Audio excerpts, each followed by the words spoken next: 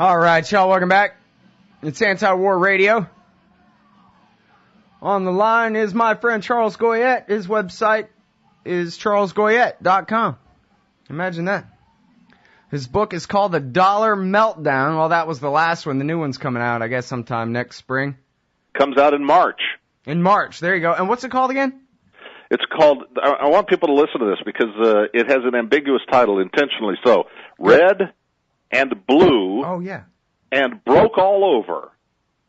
That sounds like the USA you're describing there. It does, and it should also bring to mind the Republican and the Democratic parties, the Red Party and the Blue Party. So not only is the entire country bankrupt, but the parties are philosophically and intellectually bankrupt as well, as they have been for a long time.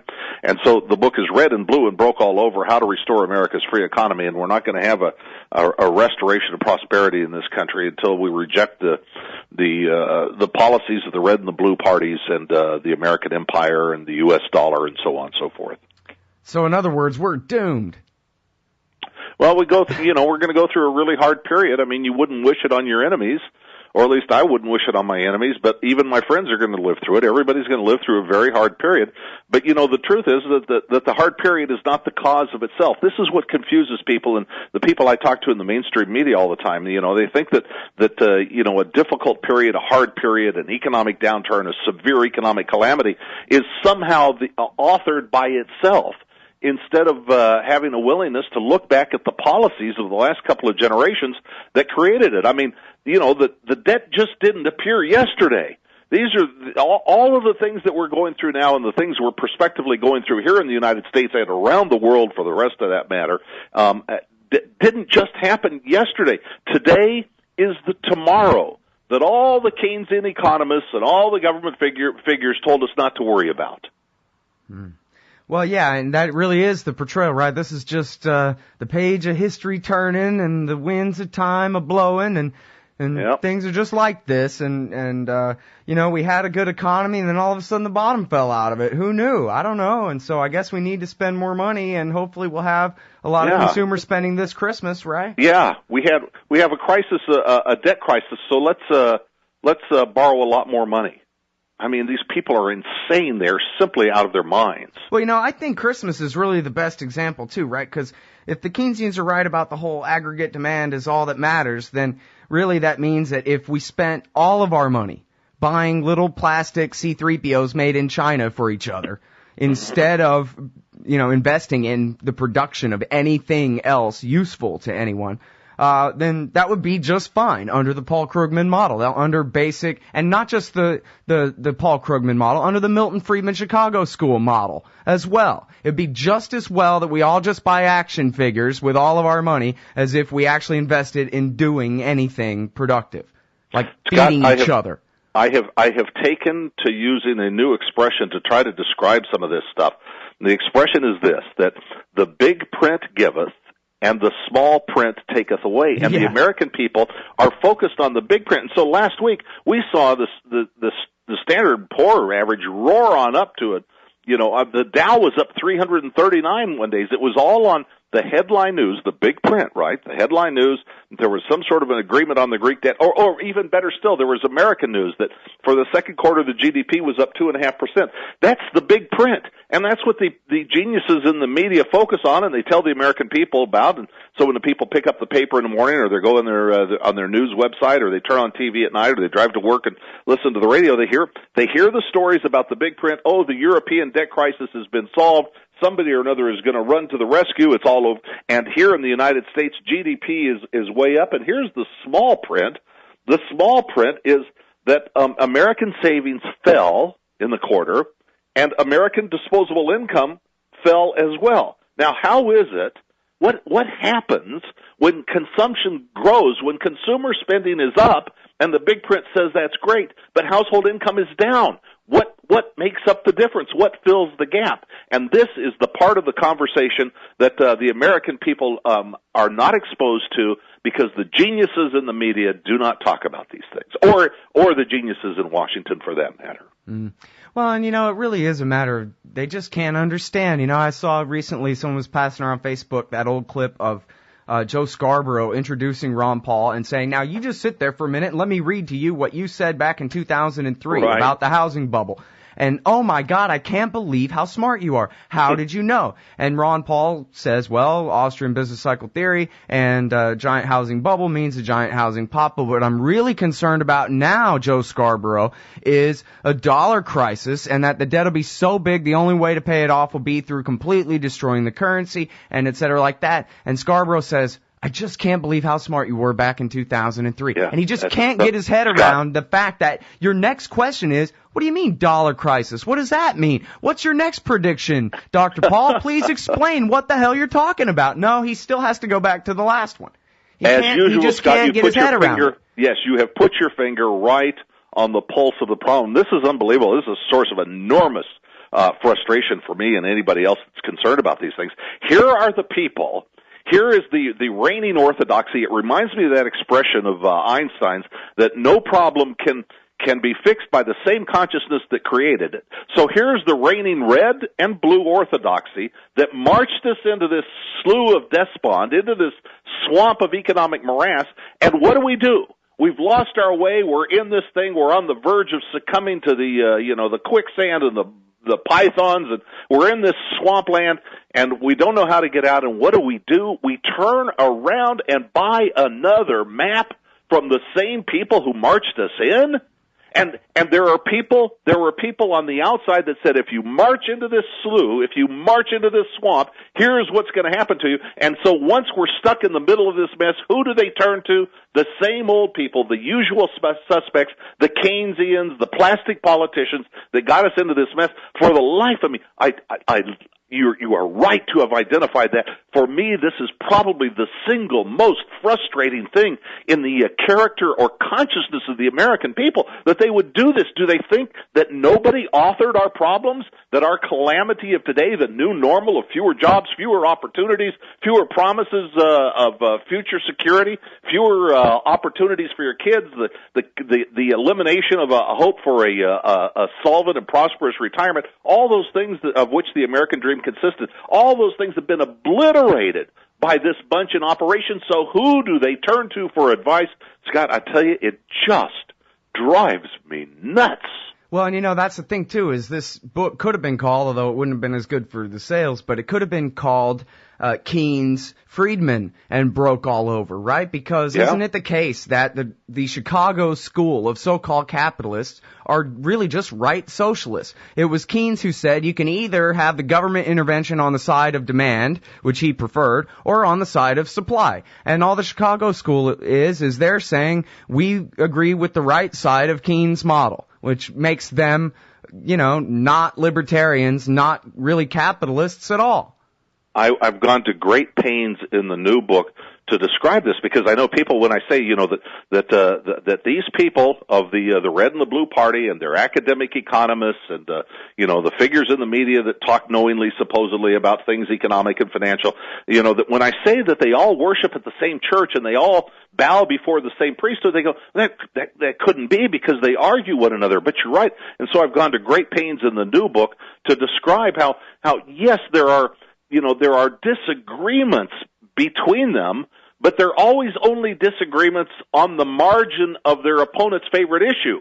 And the fundamental issues. In fact, I've described it this way: it's as though one party, one school wants to throw younger virgins into the sacrificial volcano, and the other one says, no, not younger virgins. We have to throw in better-looking virgins instead. But it's all, they all believe in volcano sacrifice and sacrificing to the great Moloch of the state, and they all believe this. And I cite John Kenneth Galbraith's son, who is an academic economist and a well-known Keynesian, and I cite him, as an example. His bête noire, he hates the monetarists, and so people think, there's some big disagreement with him. But the big disagreement isn't about the existence of the Fed. Right. The big disagreement isn't about the nature of money and credit. All right, wait. It's just we got to hold it right there, and it. that's a great place to hold it. It's Charles Goyette, charlesgoyette.com. The Dollar Meltdown is the book.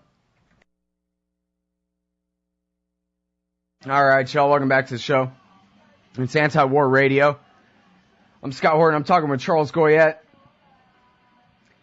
He's the author of The Dollar Meltdown. It's big and yellow, and it has a melting dollar bill on the front, and you should read it.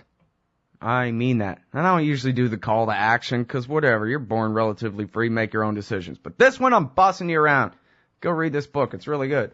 All right, now, Charles, when we left off, we were talking about the phony difference, right? The couple of fake opposites, just like the Republicans and the Democrats really represent a one-party state. The Keynesians, the Democrats, in fact, here's the New York Times today. As meeting approaches, Fed panel is divided on direction. The conservatives think they've done enough. The liberals want even more intervention than before. This is the Keynesians and the Chicago school, which to an Austrian like you is what? It's just a big fake nothing. What's the big deal here? Here it is. Philip K. Dick, my favorite science fiction writer. You know, he wrote all Blade Runner, Terminator, all those things. Great line from Philip K. Dick. In a one-party state, there's always a landslide.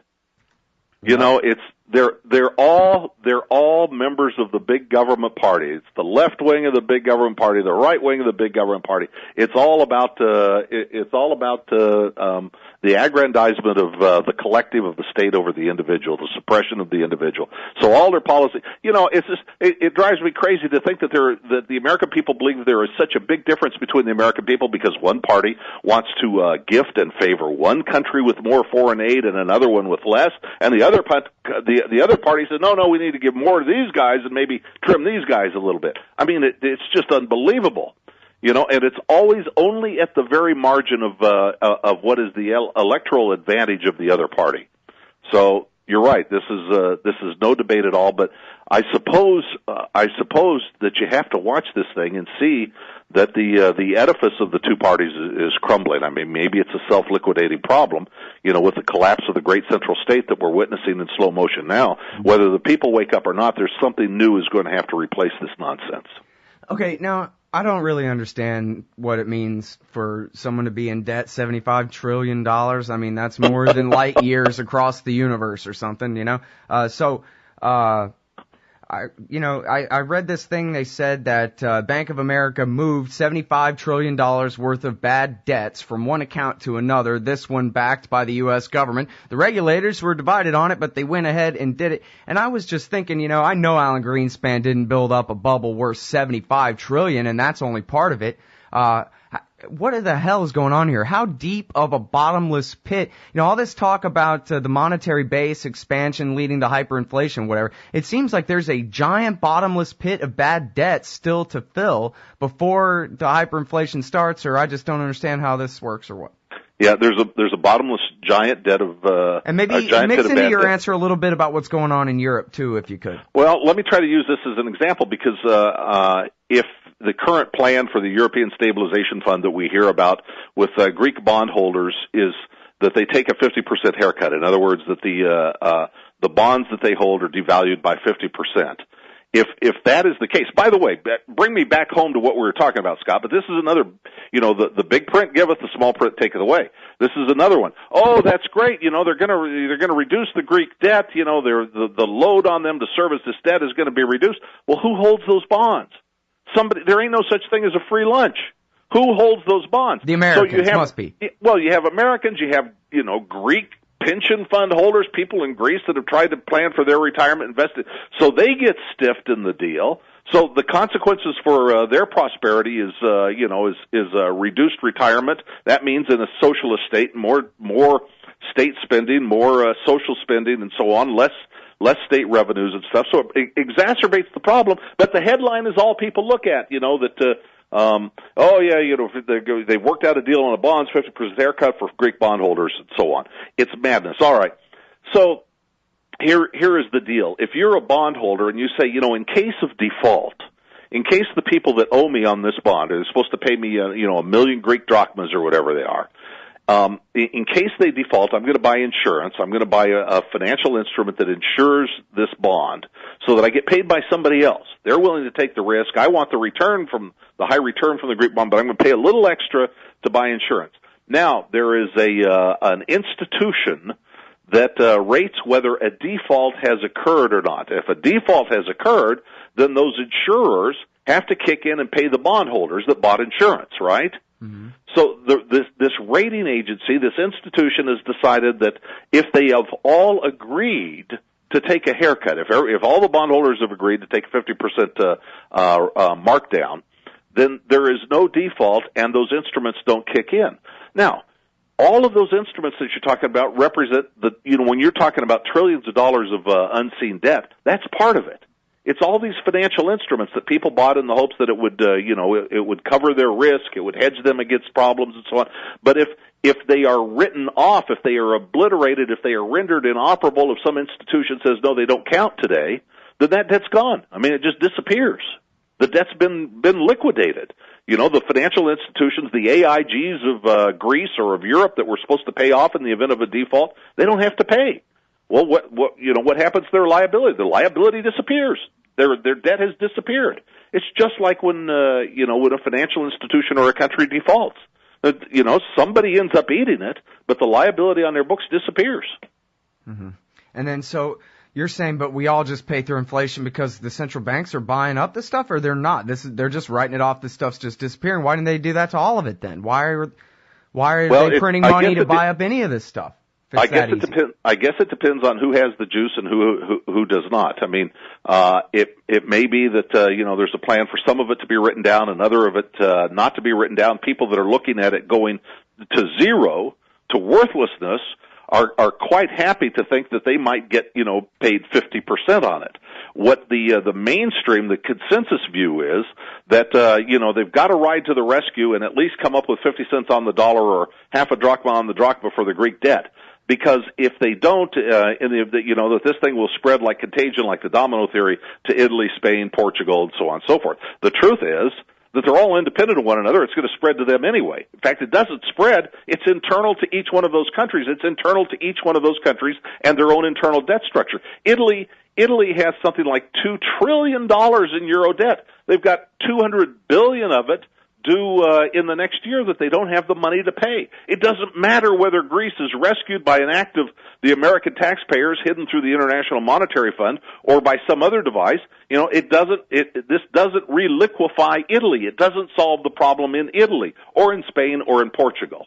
Well, it's really kind of the same thing as the NATO countries paying for 94%, or actually being the source of 94% of the gross domestic product of Afghanistan, 100% of the cost of the operation of the government, the police, and the various militias and whoever working for the government over there. It's really the same kind of thing, right? Where over generations in the West, in the United States and Western Europe too, just like the wars, they print the money to pay for the war so it seems free for a while. They've built up these massive states, regulatory and welfare states at home, on budgets of money printed out of nothing and borrowed from the Koreans and whatever. And so, but the problem is now that the day of reckoning is coming due, everybody's blaming what they call capitalism, because of course the people who call themselves capitalists are the ones who've got us all into this mess. And so now it looks like people are, embracing Marxism again. It's like when the man gets yelled at by his wife and he turns around and kicks the dog. What does the dog do? But you're right, capitalism gets blamed for all of the sins of the socialists and the commies and the fascists and the crony capitalists and the Marxists, and capitalism always gets blamed for, and there's no capitalism about it. I saw something the other day where somebody was saying, well, it was those capitalists like Alan Greenspan that did this, that, and the other, and I'm thinking, wait, I don't see any capitalists around there. Yeah, I thought he was a government employee that whole time. I don't know. And Michael Moore, as always, is the perfect example of this, because I saw an interview of him on that interview show on CNN International where the guy asked him, well, yeah, but you're a capitalist, you make these movies, you make the money off it and whatever. And he's without words. He doesn't know what to say. He's trying to distinguish somehow between the American system and what he is. When, the reality is somebody smack him and tell him you ought to be a libertarian. You're for real capitalism like you're a businessman, documentary filmmaker, salesman, right, who sells his films to people for a price. That's fine. What's not fine is buying a congressman to steal trillions of dollars for you. Yeah, and what people don't understand is that the investment banks have no power, they have no authority, they have no way to dip into your wallet without the help of the congressman. They can't do it. Goldman Sachs is irrelevant in my life unless the Congress votes to give them $13 billion. That's the only way they become relevant. I mean, they have no power over me. If they climb in through my bathroom window in the middle of the night to see if there's any coins on my dresser, they get shot. They have no power, no authority over me. You know what? I want to talk more about economics with you. If I can you hang on one more segment for us? Yeah, sure, of course. Thanks very much. Charles Goyette, everybody. The Dollar Meltdown is the name of the book. It's for sale at your local book selling website right now. All right, y'all, welcome back. It's Antiwar Radio. I'm Scott Horton, and I'm on the line with Charles Goyette, author of The Dollar Meltdown, and coming out next spring, Red and Blue and Broke All Over. His website is charlesgoyette.com and amazon.com. All right, now, I got so much to ask you and only 10 minutes to ask you about it all, but seems like none of this makes any sense to talk about without focusing on the fact of the warfare economy and especially the expansion of the empire over the last 10 years, Charles. But it occurs to me that when they're always, like say, for example, the 1990s, when the Soviet Union fell apart, people started saying, well, where's our peace dividend and all that? Right. But then they kept expanding NATO and they kept expanding the empire overseas. They kept bombing Iraq from their bases in Saudi Arabia and doing whatever they do and acting like the indispensable nation and all that, like Madeleine Albright said. And the way that they got away with it, right, was a giant inflationary bubble. Even now, these Democrats with a straight face will talk about the 1990s as the longest peacetime expansion, this and that, as though we don't all remember the bubble popping and the terrible recession that came, that then they only countered by inflating up another bubble in housing. And anyway, my point being that over just the last 20 years, you could go back to Nixon if you want or whatever, but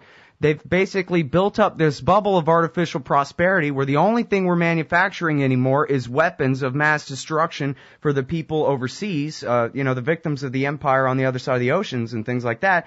Meanwhile, anything else we ever used to make, all of that industrial capacity has all been shipped off overseas, and the pain was sort of disguised and delayed by the giant bubble. Now we're falling even farther because we have less real productive infrastructure to fall back on with the collapse of the housing market. It's what Chalmers Johnson called, and I call, and others call now, military Keynesianism. You know, the idea of Keynesians is that, we can spend our way to prosperity. A military Keynesian take on it is that we can spend our way to prosperity if we spend on defense and armaments and warfare and occupying countries and international excursions and so on and so forth. And of course, it doesn't prove to be true. I mean, it doesn't create any real wealth that makes people's lives better. So we have been down this road of military Keynesianism in this country really all my life. I mean, virtually since the end of World War II, they started cranking it back up. The war was over, and where was that peace dividend? It was by virtue of the Americans coming home and taxes being cut, but immediately, the big footprint in Congress was the military-industrial complex, and even Eisenhower knew it. So that's where we are. Yeah, we are military Keynesians, and there's no doubt that as we spend close to what the rest of the world combined spends on warfare, as we spend close to that, it should not be a surprise that the United States government borrowed, like in 2010, virtually what the rest of the world borrowed. Altogether what the rest of the world borrowed, we borrowed as much. So, we just keep digging ourselves in deeper and deeper and deeper into debt, and at some point it has to blow up, and it's kind of a kabuki dance of destruction. Here's what happens. I mean, it is true, and this is another one of the great secrets from the American people that they need to wake up and learn. It is the Federal Reserve that has made these undeclared wars possible. It is the Federal Reserve that has concealed the costs of the war instead of overt taxation. Instead of seeing it when you buy something, instead of seeing it taken out of your paycheck, it's all taken from you by stealth to fund these wars. And it's been done ever since the Fed was created in 1913, and it was done to obscure the cost of World War I. Would the American people have paid overtly, directly for World War I when nobody really understood what the historians today don't really understand what the hell that was all about and who was fighting who for what? Right. So, and there's no mistake either. Go back and read the history. It was the War Party that created the Fed. In those days, the Morgan Bank. They were the guys behind the Wilson administration, Edward Mandel House, and all the guys that lied us into war. And they will collapse each in one another's arms. The monetary system and the empire will collapse together. And the imperialists will say it's the failing of the monetary system, and people victimized by the failing of the U.S. dollar and the dollar reserve standard will say it's the imperialists and the warfare. But it's both of them. It's a kabuki dance. They can't do the locked in arms two-step without one another. It's the dance of death that they've both created. And speaking of dances, I guess to extend the metaphor, it's sort of like the dance of Shiva, that the old world has to be danced into destruction before a new world can arise. And that's what we're looking at. The monetary system and the empire have to dissolve, have to collapse so that Americans have a chance of restoring some prosperity in this country. Mm-hmm. Well, you referred last time on the show to the American dollar as seeking shelter at the local Marriott from the storm, but you can't stay. And I guess part of that, the storm, is the collapse of the euro. And it is the case, right, that the Chinese currency and all the other currencies in the world, even, I guess, probably the Russian one and everything, are all inflationary currencies. And if the euro is this weak, maybe that's good for the dollar for the short run anyway. Well, that's why you and I are friends, Scott. Because and is the euro actually, what is the future of the euro while you're at it? Yeah, tell euro, me about me and our friendship first. Well, I mean, you understand exactly where to point the binoculars to look and find the problem, and you're exactly right. The European Central Bank is made out to be the buyer of last resort. It expands its balance sheet to buy this bad European debt the same way that the Federal Reserve is pretended to be the buyer of last resort and buys all these broken financial instruments from the money center banks that are its progenitors or creators. And But the result of all of this, here's the consequence. The consequence in Europe and the consequence in the United States is destruction of the currencies, the euro and the dollar, and their purchasing power. And who is the long-term beneficiary? I mean, if destruction of purchasing power drives people over time away from the dollar and away from the euro, where do they go? It's not a coincidence that the Japanese yen is soaring today. It's not that new high against the dollar. That's not a coincidence. The people are, people in advance, people who understand what's going on and see the money printing.